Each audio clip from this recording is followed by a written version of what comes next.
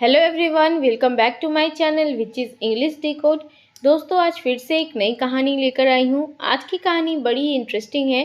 इस कहानी में आज आपको बहुत सारे इंग्लिश के वर्ड्स सीखने को मिलेंगे और साथ ही हम लोग इस स्टोरी में यूज़ हुए कुछ ग्रामर के पॉइंट्स और उनके स्ट्रक्चर्स के बारे में डिटेल से बात करेंगे। तो चलिए बिना किसी देरी के शुरू करते हैं। देखिए, स्टोरी का टाइटल है the hunters dog.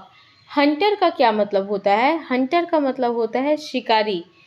Apostrophe S लगा है जिसका मतलब हुआ शिकारी का कुत्ता। Once a hunter went to the forest to hunt some rabbits. देखिए, गो वेंट गोन ये वर्ब है जिसका मतलब होता है जाना।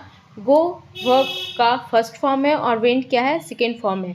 और सेकेंड फॉर्म का इस्तेमाल हम कब करते हैं? जब बात पास्ट में हो रही होती है। तो अ हंटर वेंट गया टू द फॉरेस्ट जंगल में टू हंट सम रैबिट्स कुछ खरगोश का शिकार करने के लिए। रैबिट्स का क्या मतलब होता है? खरगोश। हर his fierce faithful dog accompanied him. देखिए, फियर्स का क्या मतलब होता है? फियर्स का मतलब होता है भयावह, मजबूत। Fears faithful dog. फेथफुल मतलब जो उसका बहुत ही ज़्यादा वफादार है। फेथफुल का मतलब होता है वफादार। डॉग accompanied हिम उसके साथ दिया। They had both gone on such hunting trips together many a times. They had both gone on such hunting trips together many a times. देखिए, had प्लस V3 क्या मतलब हुआ इसका? Past perfect tense. तो they had gone मतलब वो लोग जा चुके थे ऑन सच हंटिंग ट्रिप्स इस तरह के शिकारी ट्रिप्स पे टुगेदर यानी कि एक साथ, मेनी अ टाइम्स बहुत बार। बोथ का क्या मतलब होता है? दोनों।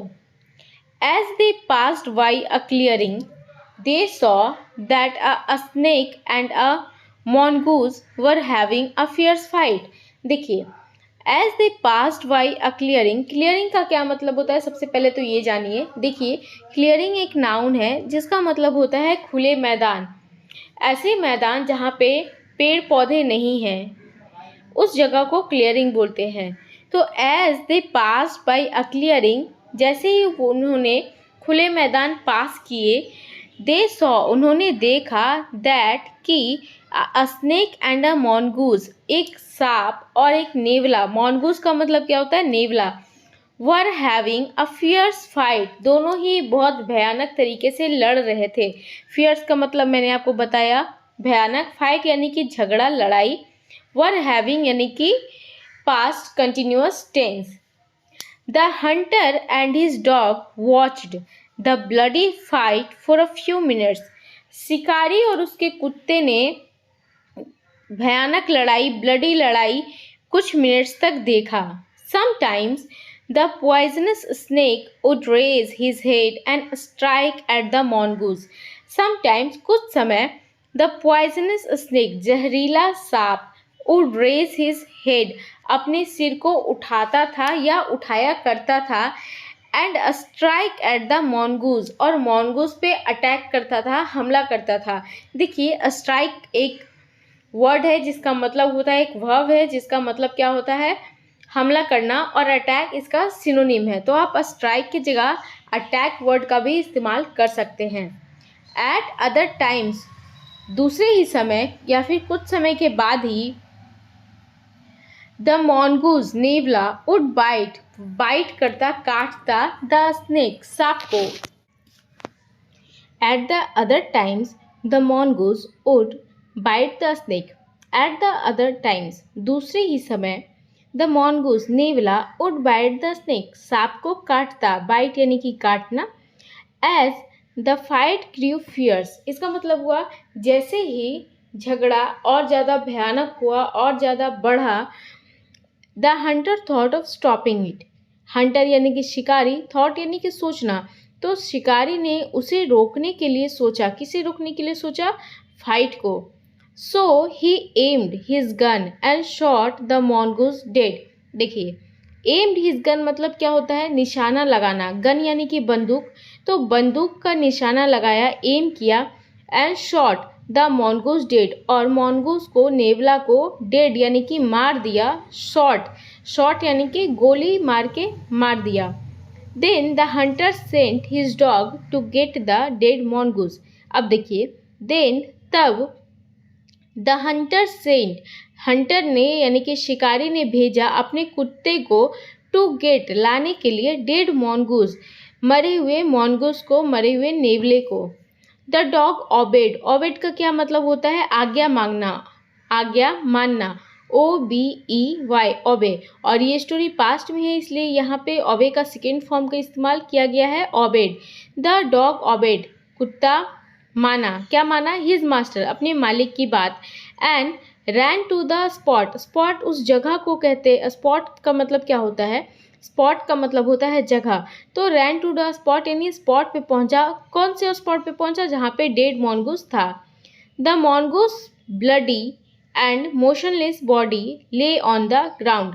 देखिए, मोशनलेस का मतलब होता है स्थिर, जिसमें कोई जान ना हो, मोशनलेस बॉडी जिसमें कोई जान ना हो।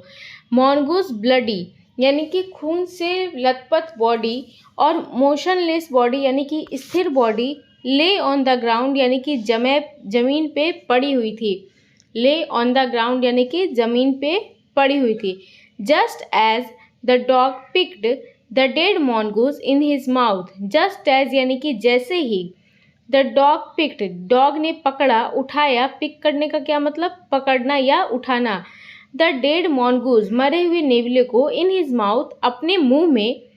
ही let out a painful yelp, इसका देखिए क्या मतलब हुआ?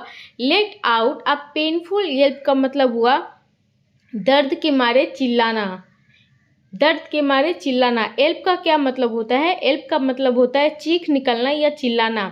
पेनफुल यानी कि दर्द से, दर्दनाक।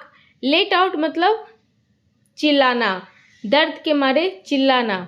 The poisonous snake had bit and killed the dog, जहरीला सांप काट चुका था, had bit past perfect tense, and killed मार चुका था कुत्ते को।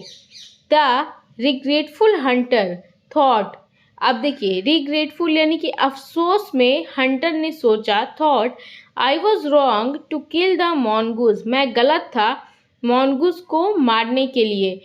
The enemy was the snake not the mongoose, दुश्मन सांप था, नेवला नहीं था।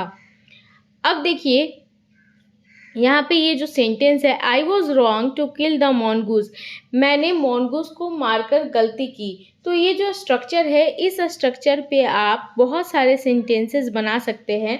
जैसे, मैंने पार्टी में जाकर गलती की, I was wrong to go to the party, मैंने एक रोटी ज़्यादा खाकर गलती की। I was wrong to eat one more bread.